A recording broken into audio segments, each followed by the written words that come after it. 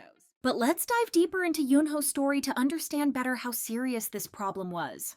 You've probably already heard many horrifying Sasaeng stories. From stalking, leaking information, to invading idols' privacy, they do quite a lot of harm. But one of them took it way too far to the point that there was a life in danger. The talk is of the infamous attempt to poison Dobang Shingi's Yoonho. Although the incident happened well over a decade ago, it's still one of the scariest idol Sasaeng encounters ever. It also shed light on the darker side of fan culture and showed that not all fans are in it for the right reasons. Back in 2006, Dobang Shingi were slowly becoming a staple in the K-pop industry as they gained more and more fans every day. While 99.9% of those fans were lovely and supportive individuals, there was one person who had seriously ill intentions, and Yoonho was unfortunately the victim. Dobang Shingi were in the middle of filming for a KBS variety show, and everything seemed perfectly fine until Yoonho was handed a bottle of orange juice by someone he assumed was a staff member. Yoonho drank from the liquid, having no clue that the orange juice was actually laced with a hefty dose of superglue.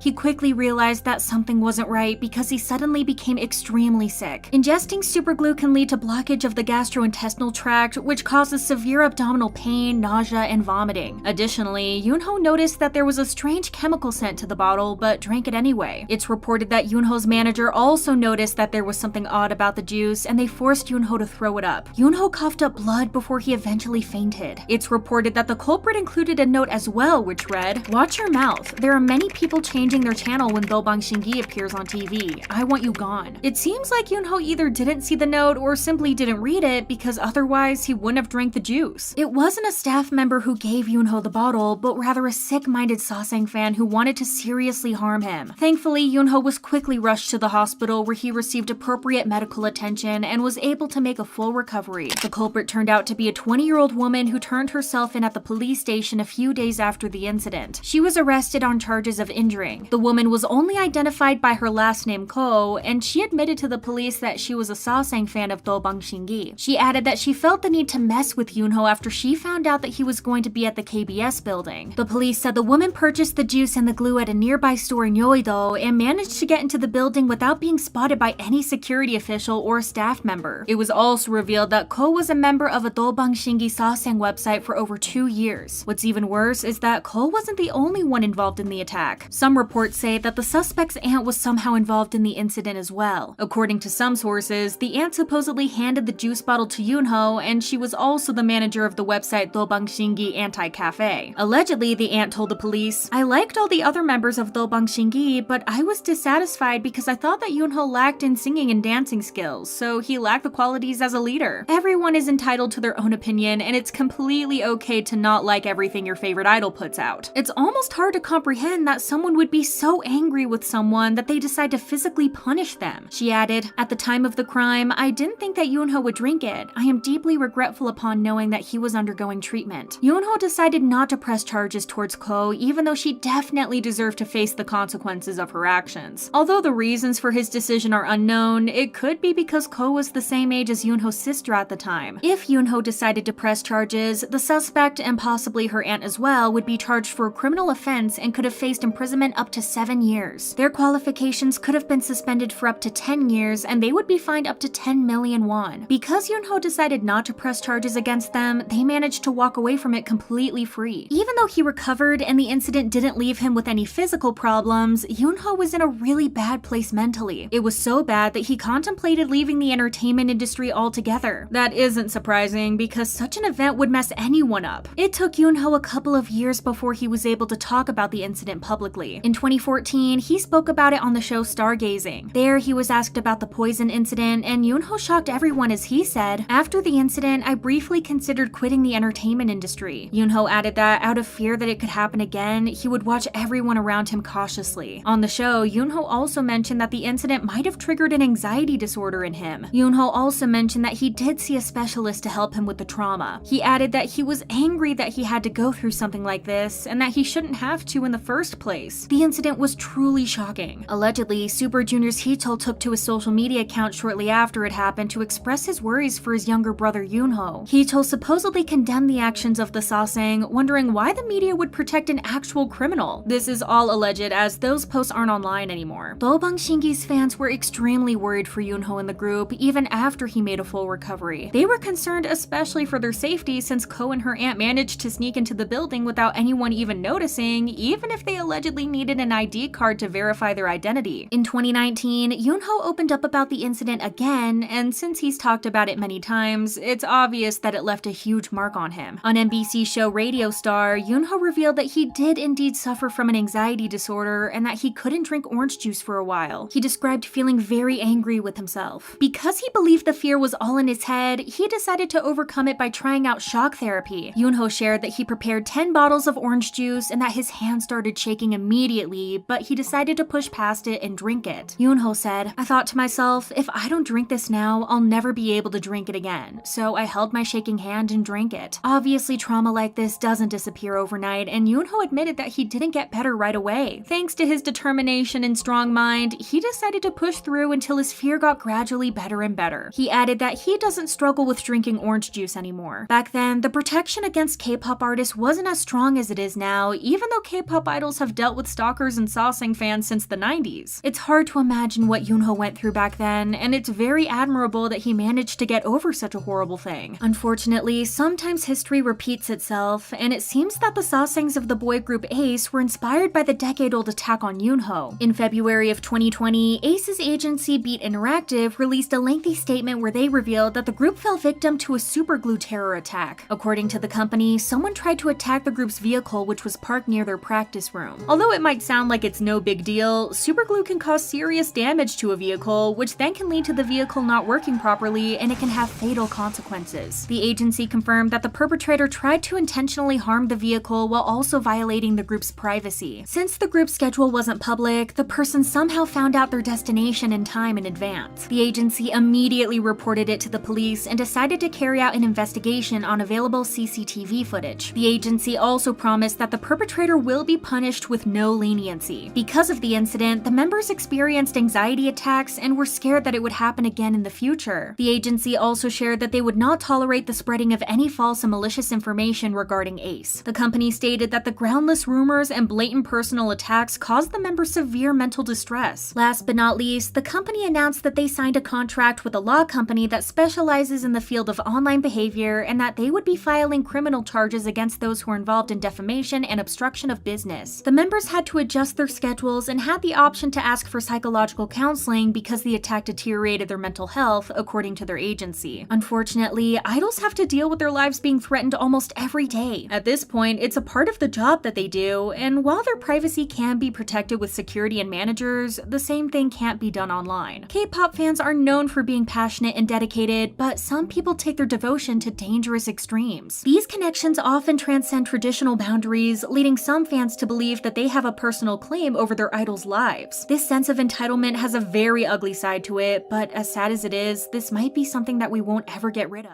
But not every dark story came from outsiders. Some of the most heartbreaking downfalls happened inside the groups themselves, like what destroyed Sharp. They say that history repeats itself, and in today's video, we take a look at the first mistreatment of a group member scandal that shook the K-pop world back in the early 2000s. Why is it considered one of the worst cases of mistreatment in K-pop ever? Keep watching to find out. The group that we're gonna talk about today existed during the first generation of K-pop. Sharp was one of the few groups that consisted of both females and males, and they appeared on a scene that was mainly dominated by single-gender groups such as S.E.S or Shinhwa. The group's members were Lee Ji-hae, So Ji-young, Jang So-kyun, Jung Gi-im, and Oh Hee-dong. Although their debut single Lying, released in 1998, wasn't a huge hit, the first taste of success came in 1999 when they won the first place at the music shows Inkigayo and Music Bank with their single Tell Me Tell Me. This group had a great potential, which makes the way their story ended even sadder. Shortly after the debut, they had to encounter their first trial in their career. The leader, Jung Gi-im, decided to leave the group after him and the rest of the members couldn't agree on the musical style for their future releases.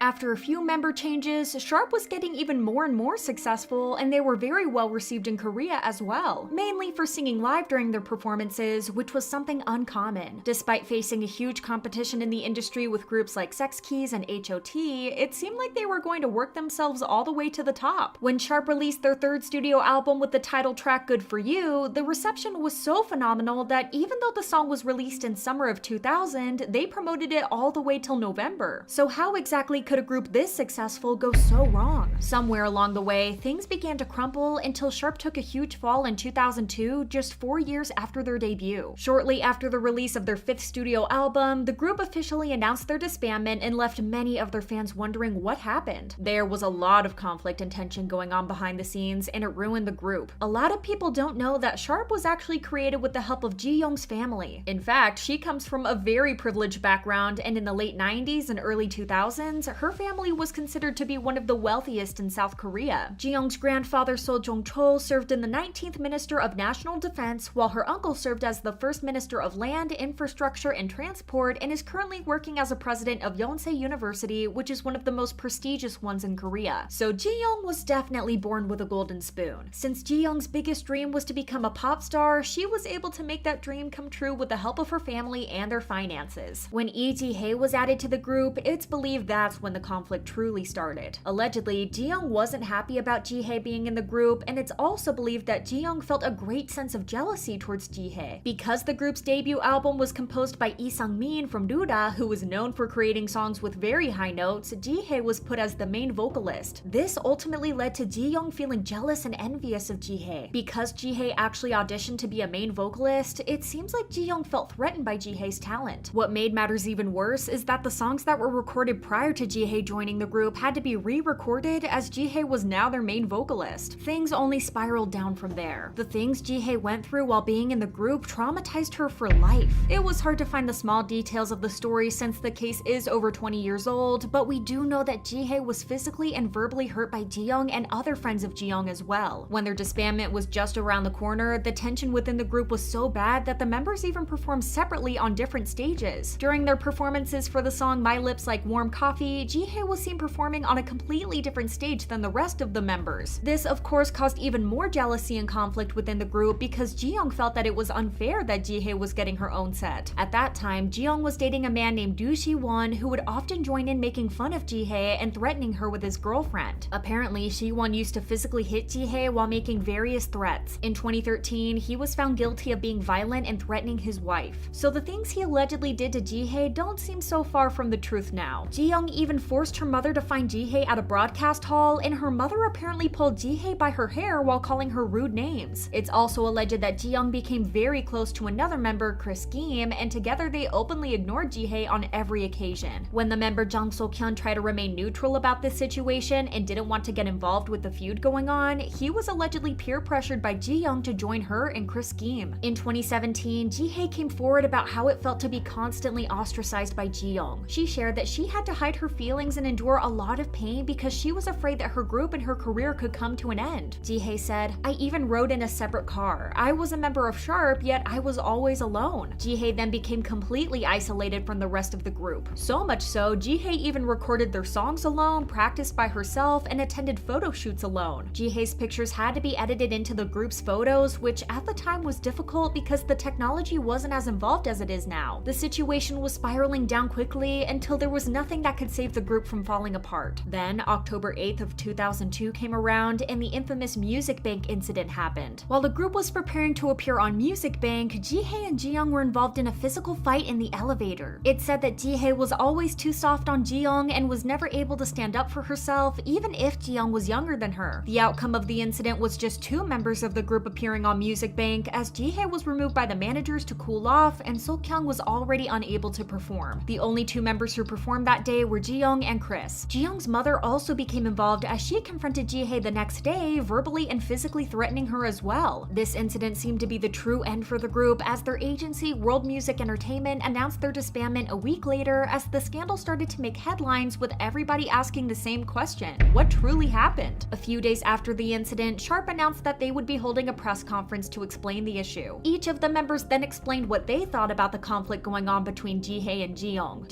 Won appeared at the conference as well. During the 2-hour conference, Ji-hae was crying uncontrollably while she talked about how Ji-young cursed at her in the elevator. Because of the frustration, Ji-hae hit Ji-young, but not hard enough to injure her to give her bruises, like Ji-young tried to claim to the media. After the incident, Ji-hae realized her mistake, so she called Ji-young's family and apologized to her father, who said, "If you apologize to Ji-young, then we'll stop making a big deal out of it." Ji-hae did apologize to Ji-young with her manager as a witness, but Ji-young decided not to accept her apology. Apparently, Ji-young threatened that she would stop her activities and try to walk out of the room, to which Ji-hae ran after her. It was then that somebody hit her across the back of her head. It was Ji-young's mother. Ji-hae said, "I didn't know who it was, but when I turned around, it was Ji-young's mom. Even though we did get into an argument, how can her mom hit me?" Ji-young, of course, tried to throw all the blame on Ji-hae, claiming that it was Ji-hae who hit her first and that she was simply defending her. She also stated that she got bruises and scratches from Ji-hae, which Ji-hae immediately denied. Ji-young's parents got involved yet again, claiming that they didn't care if Ji-young leaves Sharp and that they were considering suing Ji-hae for a number of reasons. Do-si-won sided with his girlfriend, as expected, and painted Ji-hae as the perpetrator and the reason why Ji-young had to be admitted in the hospital because of all the stress she was going through. Allegedly, he even called up the agency to do something with the situation because Ji-young has already been through bad times because of her. So-kyun seemed to be the only one siding with Ji-hae, as he did admit that Chris and Ji-young often left Ji-hae out and teased her ruthlessly. Then their manager finally came to the rescue and shared his side of the story. Apparently, Ji-young paid off their manager to lie for her at the press conference and to keep his mouth shut about what was going on. Thankfully, he ended up revealing everything at the press conference and showed Ji-young's true colors. Their agency, World Music Entertainment, allegedly went bankrupt shortly after Sharp officially disbanded. There were a few attempts between Ji-young and Ji-hae to reconcile their relationship, but none of them have been successful. As of right now, almost all of the members left the entertainment industry and are living private lives, except Ji-hae, who has been a successful solo artist. She has appeared on several television shows and generally seems to be doing really well despite her troublesome past. She's a mother of 2 daughters, one born in 2017 and one in 2021, and she and her husband also run a YouTube channel together. It's a huge shame that Sharp's career ended so abruptly and with so many issues, but who knows what would happen to Ji-hae if they decided to stay together.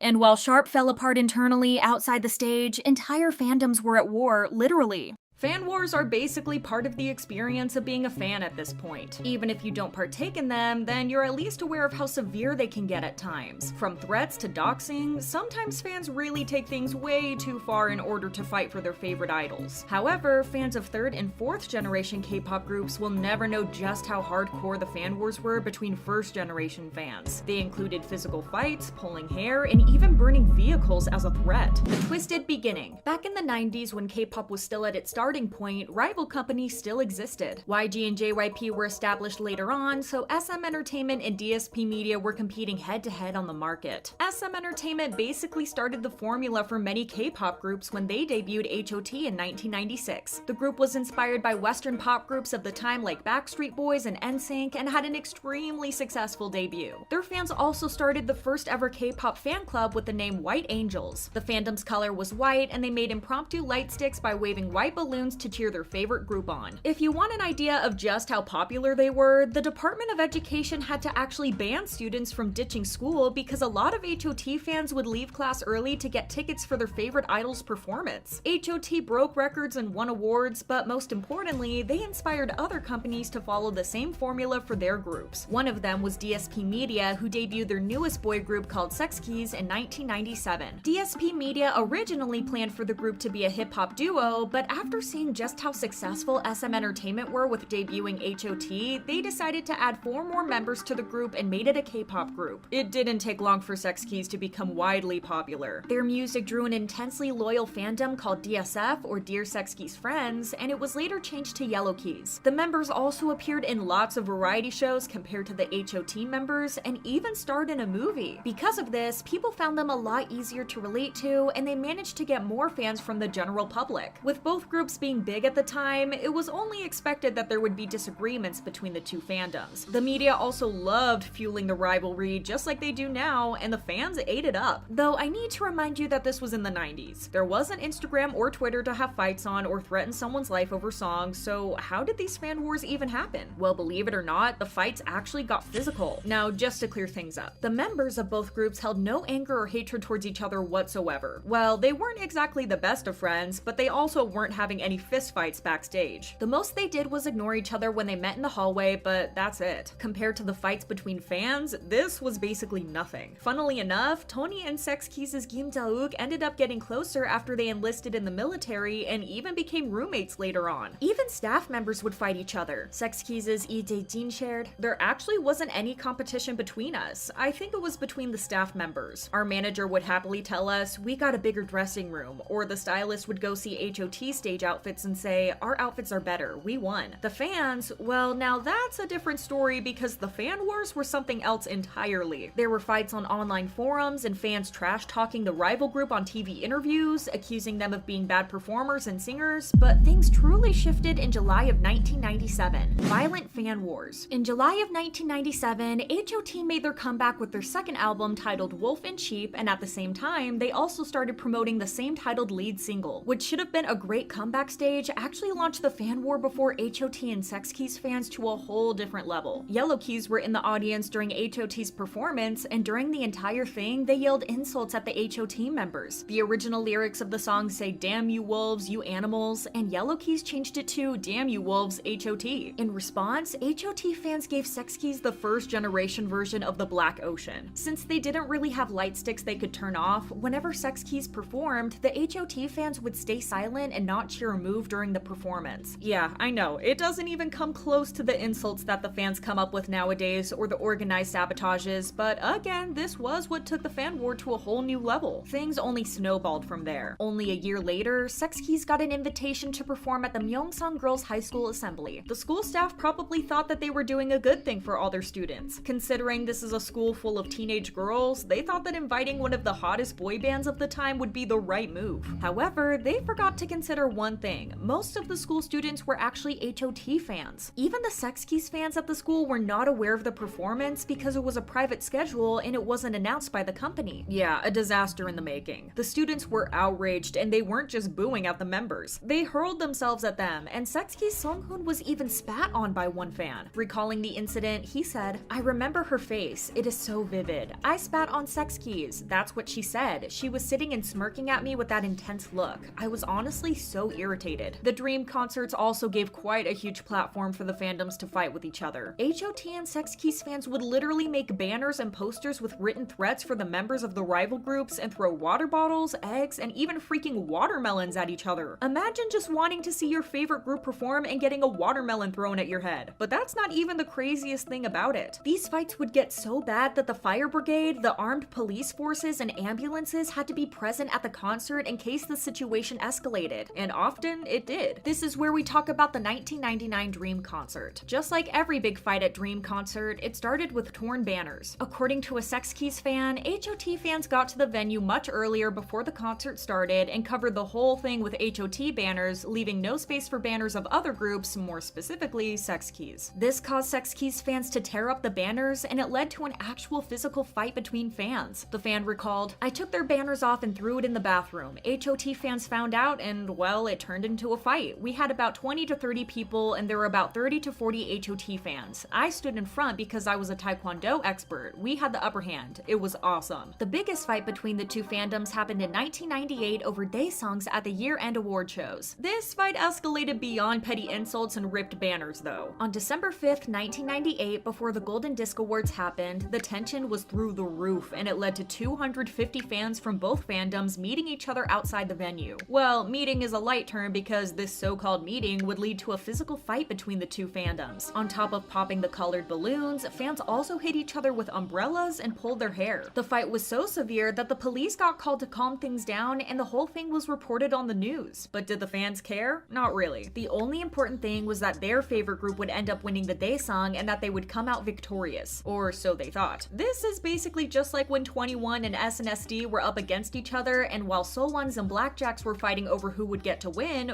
4-Minute actually ended up taking the trophy home. But in the 1998 case, Kim Jong-han actually won, not H.O.T or Sex Keys. Hilariously so, the same fans that were fighting outside comforted each other as they grieved over the loss of the Daesang. Solidarity, I guess? The members were aware of all the fights, especially the Golden Disc Awards one. Sex Keys Kim Dae-duk said, "The rivalry between fandoms was quite intense. There's a particular scene in Reply 1997 where fans break out into a fight, and I personally witnessed such an incident in real life." He went on, "This fan came over to me and said, 'Oppa, I fought 3 H.O.T fans and I won.' This may seem a bit graphic, but I think she was bleeding. I remember telling her she did a good job nonetheless. I felt a great sense of pride back then." The solidarity didn't last long though. In order to avoid the same thing happening at their award show, Seoul Music Award ended up giving the Daesang to both groups, marking the first time that the Daesang was awarded to more than one musical act. But then at the KBS Music Awards, H.O.T won the Daesang, and it caused another major physical fight between the two fandoms, which led to fans being hospitalized and even arrested. Now the real question is, did the fighting ever stop? Well, not until the groups disbanded, and even then there was plenty of fighting. When Sex Keys announced their disbandment, Sex Keys fans wrecked a car that they thought belonged to the CEO of DSP Media, resulting in another fight and 11 million won damaged property, 34 fans injured, and 12 others ending up in the hospital. Even though some petty fights took place even after that, there was no fight that had fans ending up in hospitals. Share your thoughts in the comments. But sometimes it wasn't fans or money that brought chaos. It was love. And one relationship in particular shook the industry to its core.